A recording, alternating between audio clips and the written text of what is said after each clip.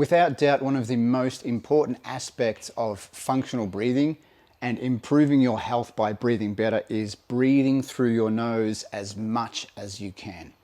Now that begs the question, what if my nose is blocked?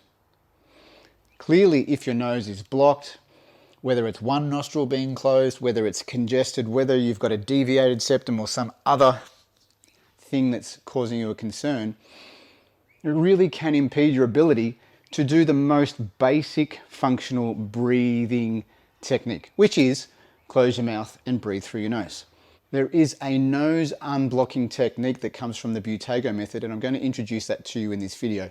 But before I do, I just want to be completely transparent and let you know that there are some cases where you just may not be able to open your nasal airways enough.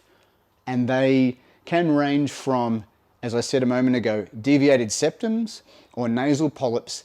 In some cases, you may need to go and see your doctor or an ENT specialist to get some advice about how you can open your nose. Maybe surgery will be required, hopefully not.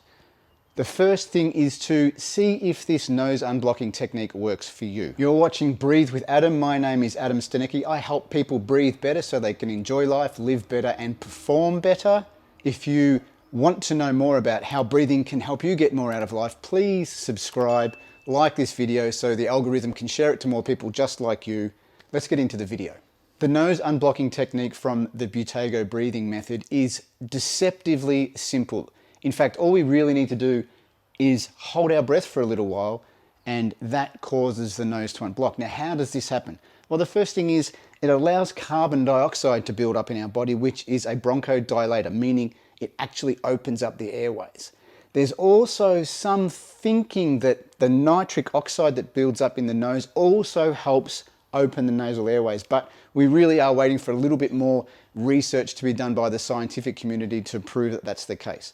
And there could be other components that are contributing. Ultimately, if it works for you, that's great. And if you want to dig into the why it works, there are plenty of papers you can look into. The papers around carbon dioxide, the Buteyko method, and so on will probably be a great place for you to start. But let's push that aside for the moment because you probably just want to know how to unblock your nose. So it's a very simple process.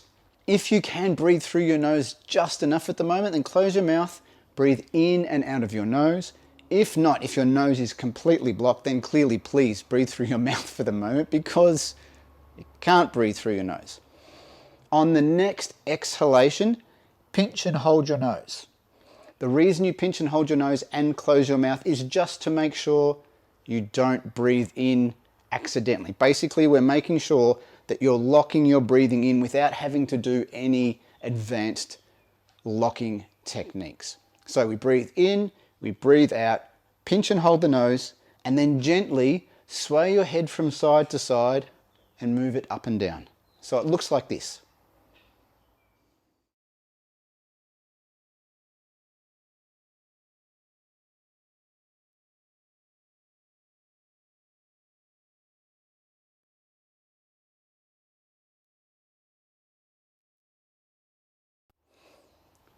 Now, you would hold your breath as long as you can, but not to the point that you're panicking.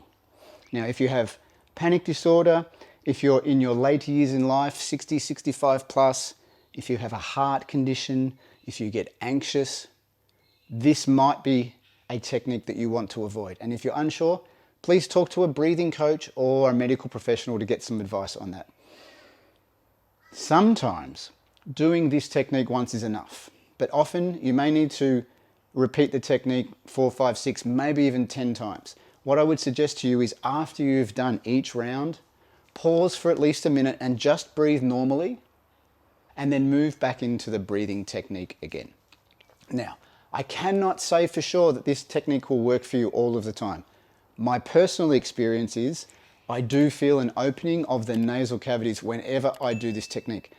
I've used it when I've had hay fever, when I've had a cold, and most recently I used it when I was recovering from COVID, and I found it to be massively impactful in a very positive way. I hope it works for you. Thank you so much for watching this video. If you have any questions, please leave a comment below and I will reply to you personally. Until I see you next time, be well and breathe easy.